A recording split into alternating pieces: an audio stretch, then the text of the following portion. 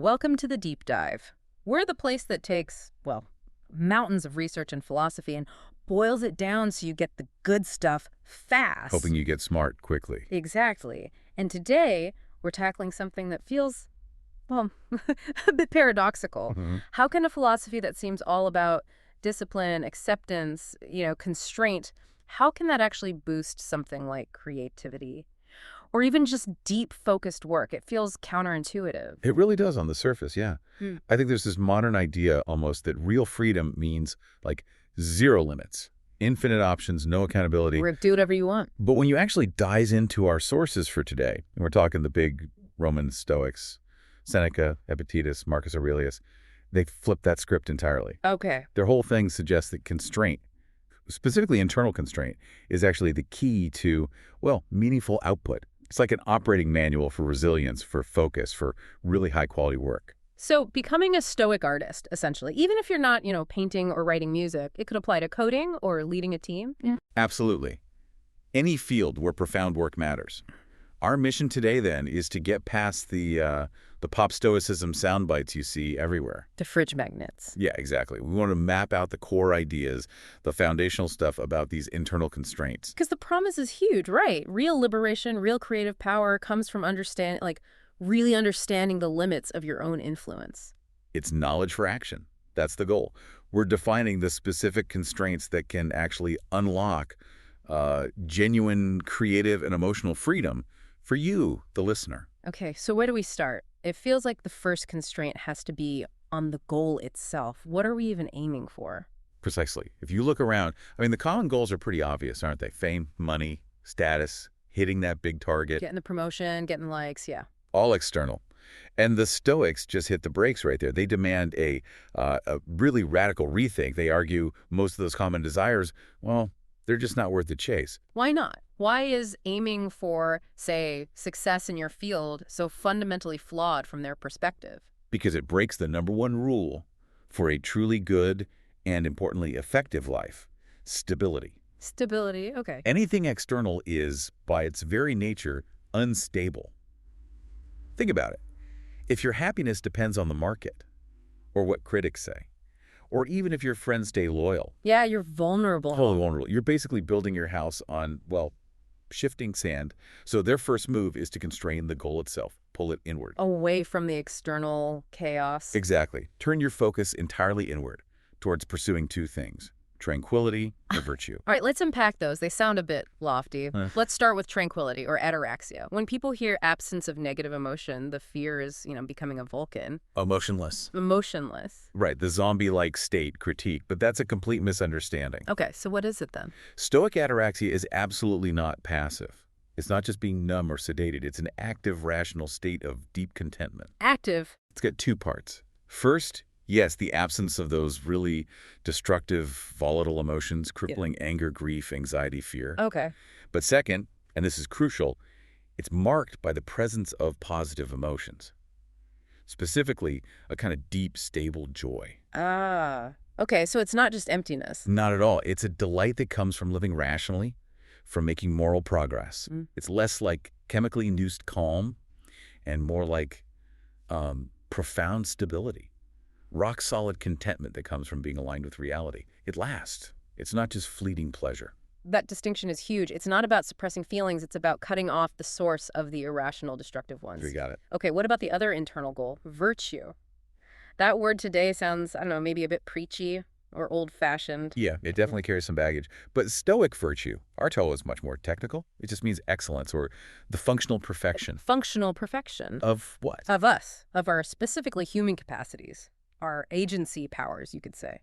Primarily our ability to reason practically, our judgment, our power to choose. So it's about sharpening our internal tools. Exactly. It has almost nothing to do with like Victorian moral codes. Yay. It's all about developing an impeccable internal compass, making sure our reasoning is sharp, our intentions are sound, and we only agree, only assent to what's actually true and, well, realistic. And the big promise here, philosophically speaking, is that this virtue, this perfection of our internal agency, that's all you need for happiness, for eudaimonia or human flourishing. That's the core claim. It's both necessary and sufficient.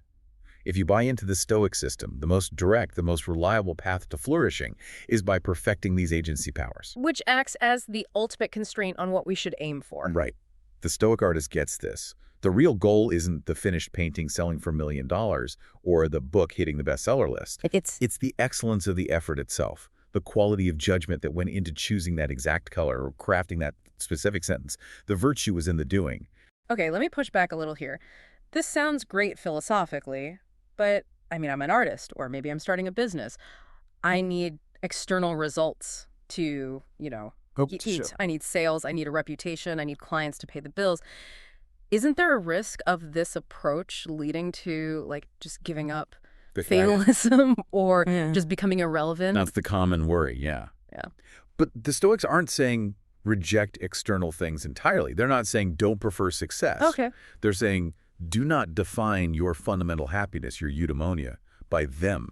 Seneca put it really well. If you tie your self-worth, your flourishing to externals. Right. Boom. You're instantly hostage to luck, to other people, to the market. Unstable again. But if your primary goal is internal, the excellence of the process, the integrity of your choices in that process, then you're safe. Fair. Because, as Seneca said, prosperity won't puck you up and adversity won't crush you. Your core value is already sorted internally. External success, great, enjoy it if it comes. But if it disappears, it can't destroy your real treasure because you've already constrained your core goal to the one place that's totally secure and independent. Your own character, your own virtue. Okay, so we've shifted the goalpost inward from external results to internal virtue. Now we need the main toolkit, right? The thing that keeps us focused there. And that brings us straight to Epictetus and his absolute bedrock principle, the dichotomy of control. This feels like the most famous Stoic idea, maybe. Probably is, yeah. And it's the essential constraint for everything else. It dictates every rational action you take.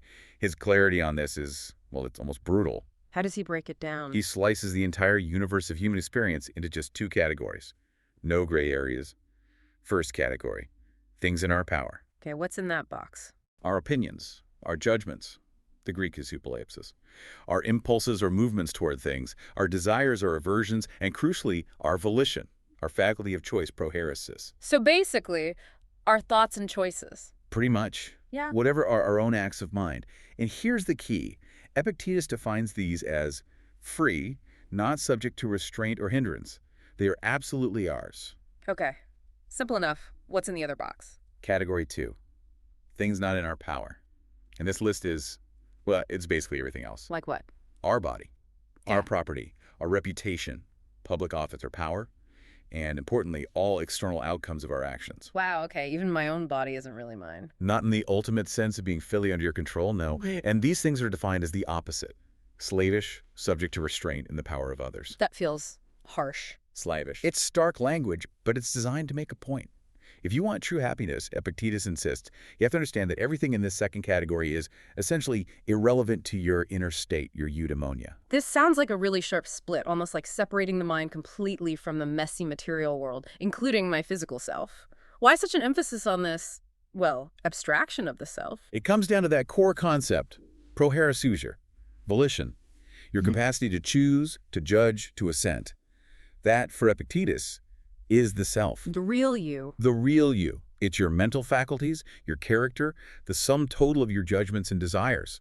It's the rational core that cannot be taken away. Which leads to that incredibly powerful line he has. Exactly.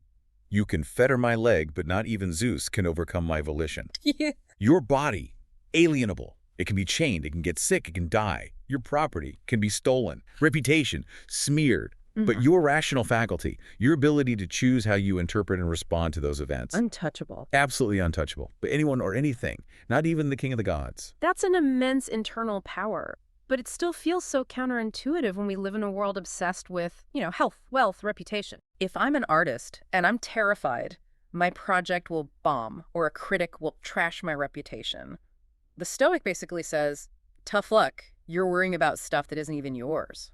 That's pretty much it, yeah. Yeah. Epictetus is very clear on the consequences of getting this wrong.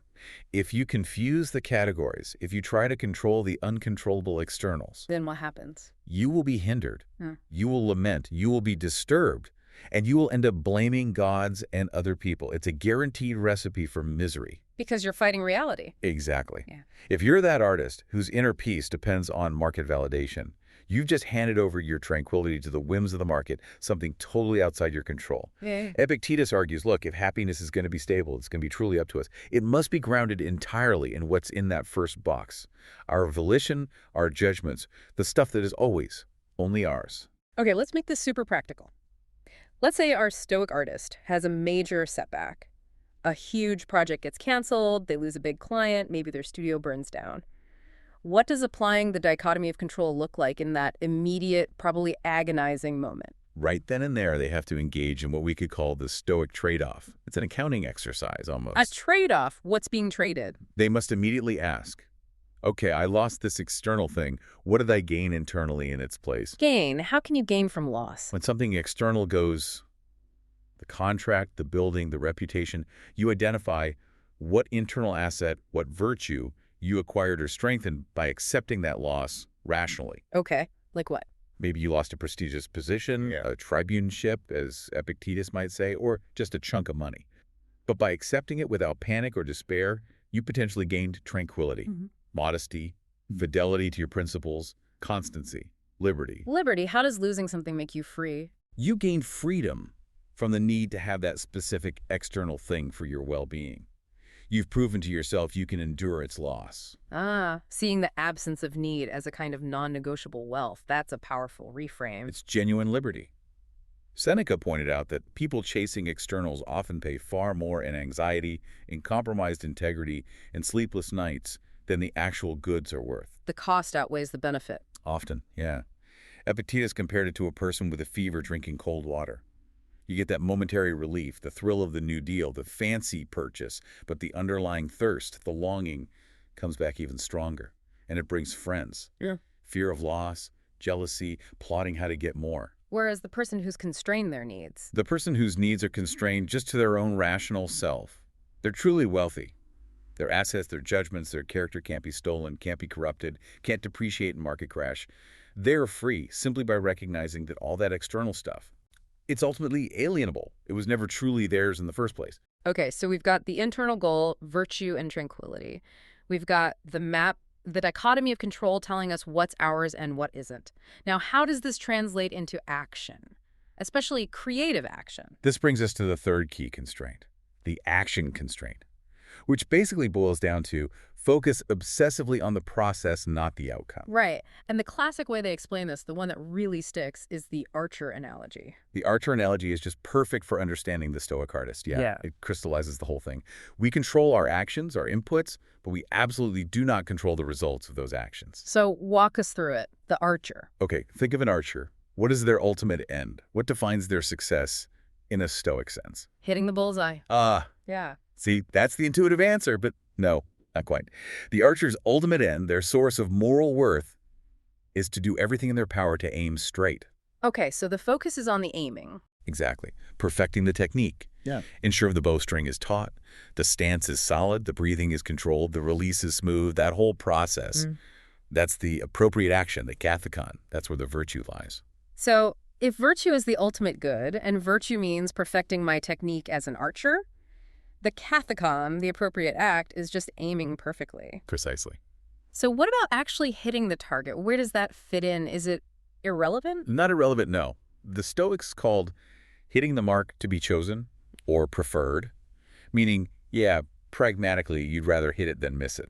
It's desirable, but it is not the ultimate good. It's not where your eudaimonia lies. Why not? Because it's partly outside your control. Exactly. The archer could perform their kathekon, flawlessly perfect technique, perfect aim, but then whoosh, a sudden gust of wind blows the arrow off course. Right. An external factor. Or maybe there was a tiny invisible flaw in the arrow shaft itself. They missed the target. The outcome is undesirable, sure, but was the action itself wrong? No, based on what you're saying. If they did their part perfectly, then the action remains appropriate. It remains morally sound, even virtuous, regardless of the miss. The wind wasn't their fault. Okay, I can see how this directly applies to anyone doing creative work. It basically liberates you from the tyranny of results. Totally. If I'm writing a novel, let's say, I cannot control if the public embraces it or if my publisher puts any marketing muscle behind it, or if critics get what I was trying to do. All externals, all wind. But I can control the integrity of every single word I choose, the effort I pour into every revision, the honesty of my intention in writing it. And that is the application of kathekon to the creative life. For most of us who aren't perfect Stoic sages yet, Yeah, definitely not. certain actions are considered appropriate or Yeah. becoming, things like fulfilling your duties, practicing your craft diligently, honoring your parents, contributing to your community. These are the kathekonta. The things we ought to do. Right. They're not inherently virtuous in themselves yet, but the path to virtue involves striving to perform these appropriate acts for the best possible inner disposition, with that perfected agency we talked about. Let's connect this directly to that feeling that plagues so many creative people, maybe all people, doing difficult work. That performance anxiety, the fear of failure, the writer's block that hits when you feel the weight of expectation. That anxiety is a direct symptom of confusing the katheon with the external result. It's aiming the arrow but tying your entire sense of self-worth to whether it hits the tiny red circle miles away. Which depends on the wind. Exactly. If the artist ties their happiness, their eudaimonia, to winning that specific award or hitting that sales number or getting that rave review, well, disappointment is pretty much baked in, isn't it? Because those things are fundamentally external, uncontrollable. The anxiety comes from trying to control the wind. Whereas if the goal is constrained, If the goal is constrained simply to doing the best work you possibly can, focusing entirely on the process, on aiming straight, then nothing external can truly sabotage your inner life, or even ultimately your ability to keep producing work. it completely reframes what failure even means. Right. If I perform my duty, my kathekon, with perfect technique, and the external result is, well, a flop, I haven't failed morally. I haven't failed where it counts. You've just encountered an undesirable external event, like the wind. Exactly. And accepting that. That's a source of incredible creative consistency and resilience. The Stoic artist puts all their energy into the input, the technique, the work ethic, the virtue, and accepts the output, whatever it may be, Which means I can just keep going, keep refining. without being crippled by fear of the market or critics or bad luck. Imagine a painter whose entire sense of worth comes from the integrity of their brushstroke, the honesty of their vision, the effort they put in, not the price tag at the gallery. Their freedom would be Yeah, immense. total freedom. They're constantly optimizing their excellence, their virtue, and that allows them to keep doing the work day in, day out, regardless of external noise. Okay, so focusing purely on process and internal virtue. That sounds peaceful, but it doesn't mean life gets easy, right? In fact, Stoicism seems to demand the opposite. That's exactly right. Yeah. It leads directly into the next constraint, the resilience constraint, which isn't just about coping with adversity, but actively using it, seeing it as training. Training, like voluntary hardship. Well, Seneca was especially big on this. He was adamant that we should actively train against becoming too comfortable. He warned against coddling ourselves with constant pleasure and ease. Why? What's the danger of comfort? His line was, if we get too soft, then eventually nothing will seem bearable to us. The problem isn't that things out there are objectively hard. The problem is that we've become fragile. We lose our tolerance for friction. Exactly. And then we get easily knocked off balance by what he called vulgar trivialities. Vulgar trivialities, like what? Give us some Seneca examples. Oh, he mentioned things like your bathwater being merely lukewarm instead of hot, or a servant dropping something or speaking too loudly, or the dinner table not being set perfectly. Wow. Stuff that, yeah, you can see people getting genuinely upset about. For the untrained person, these tiny little frictions can derail their whole mood, maybe their whole day. Sparks anger, frustration. So Seneca says, we need self-hardening, like preventative maintenance. To handle the small bumps. Exactly. It ensures that your rational mind, the part you need for deep creative work, isn't constantly being thrown off course by minor external imperfections. You preserve your focus for what matters. And does this logic scale up from lukewarm water to like actual major life disasters? Absolutely. It's the same principle, just bigger stakes. The Stoics shouldn't just react passively when adversity hits. They should actively anticipate it, expect it. Expect bad things to happen. That sounds pessimistic. Not pessimistic, realistic. And more than realistic, it reframes the event. Every challenge, every hardship, every loss isn't just something to be endured. It's seen as an opportunity. An opportunity for what? To test and develop your inner character, your virtue. And here's where it gets really counterintuitive to modern thinking. Okay. The Stoics, especially Seneca, argued that excessive good fortune is actually the real danger. Too much comfort, too much success without struggle. What's wrong with that? Sound pretty good to me. Because, he argued, it makes us lazy, complacent, ungrateful even.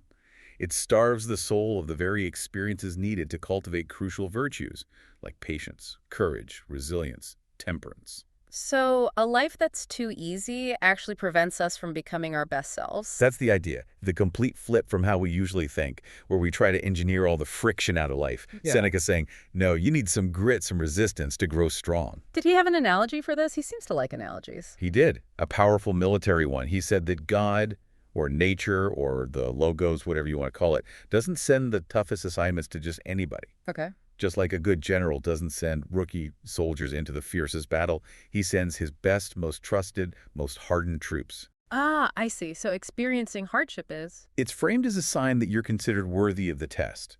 If you're facing economic struggle, or vicious criticism, or betrayal, it's not cosmic punishment. It's evidence that nature considers you strong enough to handle a challenge that requires real virtue. It's an assignment that demands courage, and getting that assignment is actually a mark of honor. That perspective. Wow. It's fascinating how that idea echoes almost perfectly, like 2,000 years later with Viktor Frankl. Right. Frankl's logotherapy, developed in the absolute worst conditions imaginable. In the Nazi concentration camps. Yeah. His work basically confirmed the Stoic hypothesis under the most extreme duress possible. He found that even when literally everything external was stripped away, freedom, possessions, dignity, health, family, there was one thing left. The last freedom. The last of the human freedoms. The ability to choose one's attitude in any given set of circumstances. To choose one's own way. He found meaning in the attitude towards suffering. Exactly. Meaning could be found by embracing duty, even finding dark humor, making that conscious, rational choice to endure and maintain inner integrity. It was a real-world, horrific proof of Epictetus's idea that the core rational self, the proheresis, cannot ultimately be compelled or broken by external forces. And we see this lived out in Marcus Aurelius too, right? The emperor philosopher. His reign was just constant crisis plague, wars on the frontier. And even a massive internal rebellion led by one of his most capable and trusted generals, Vitius Cassius. A huge betrayal. How did he handle that according to his meditations? How did the philosophy help? He famously maintained his composure. And the reason, based on his writings, is that his philosophy had trained him to expect such things. Betrayal, chaos, ingratitude, disease. These were not surprises to him. Because he'd rehearsed them mentally. Constantly. He saw adversity not as some random unfair tragedy, but as, quote, a training exercise, like sparring partners for his virtue. His daily reflections were full of reminders. Today I shall be meeting with interference, ingratitude, insolence, disloyalty, ill will, and selfishness. Wow. Talk about setting expectations low. But by anticipating it, he robbed these events of their power to shock and destabilize him.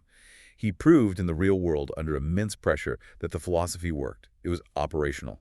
Nothing external could truly touch his inner citadel, his core self, as long as he continued to play his part acting virtuously, doing his duty, regardless of the outcome or the personal cost. Okay, we've built this Stoic fortress. We've constrained the goal to virtue, constrained our focus using the dichotomy of control, constrained our action to the process, and even constrained our view of adversity, seeing it as training. What's left? The final frontier, and maybe the hardest one, the internal constraint.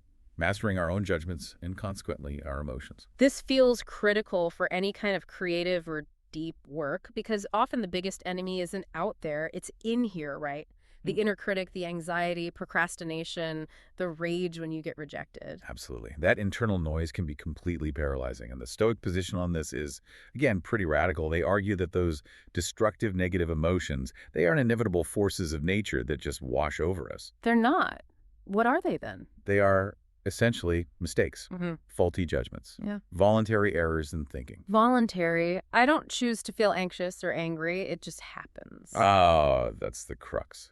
Zeno, the founder and the later Stoics, argued that these extreme emotions come directly from faulty interpretations, those hypolepsis or opinions.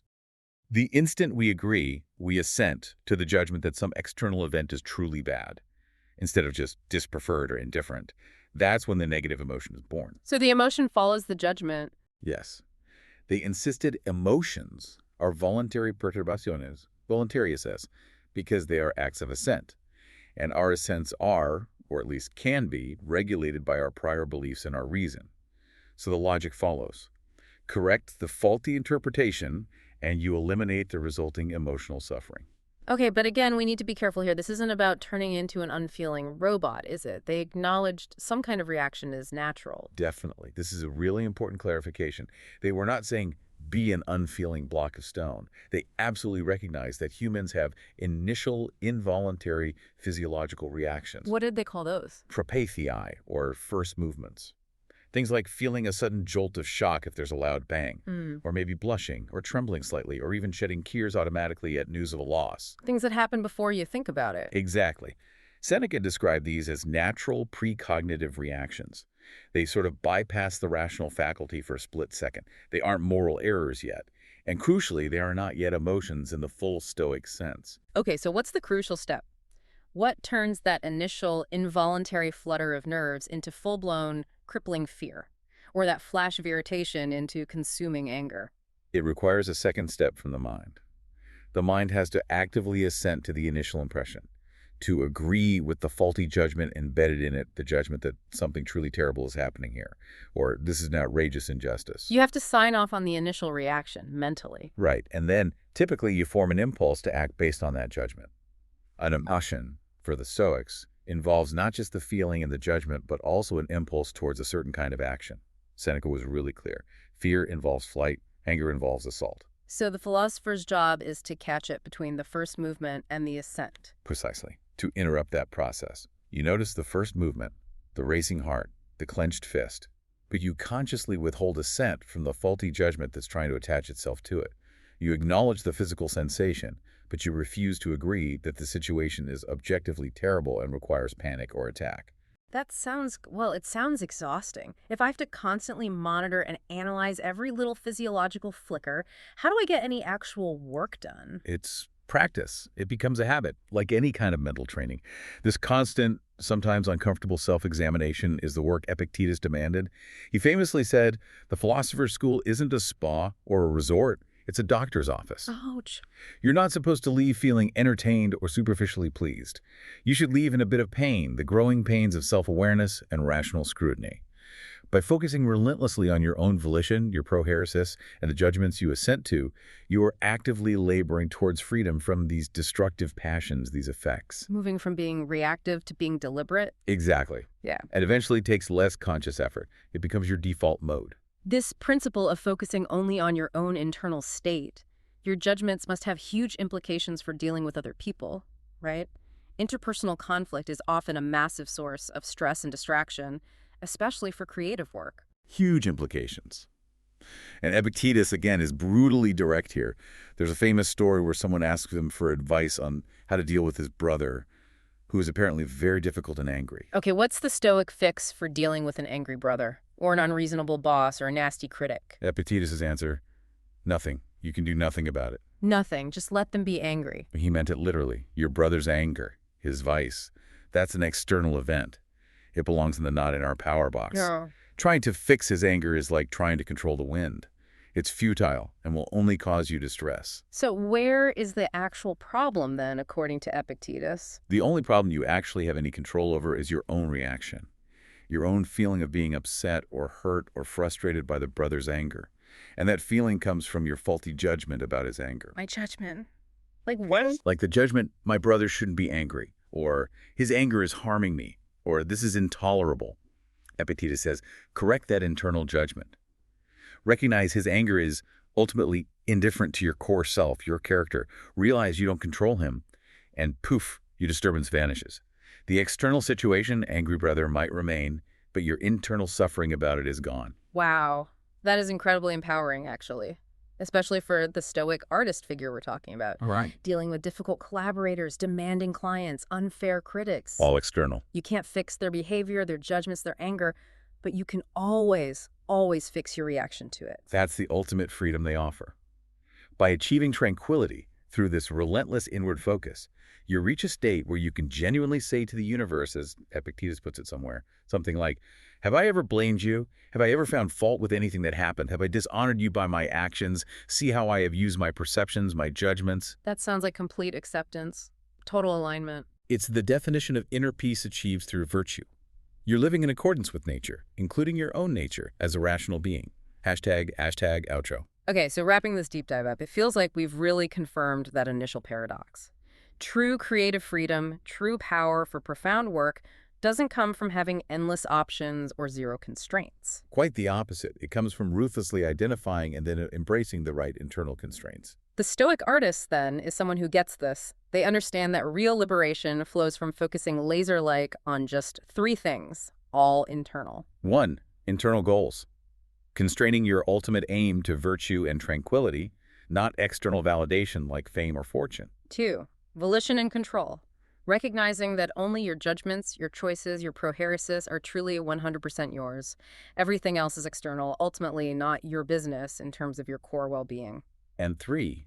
Attitude towards adversity. Consciously framing challenges, setbacks, and hardships not as punishments or tragedies, but as essential training opportunities for your character. And the practical result of internalizing these constraints. By accepting your lack of control over all those externals, the unpredictable wind, the difficult collaborator, the market trends, plain old bad luck, you're fundamentally liquidated from the anxiety about the outcome. You're free to just do the work. Exactly.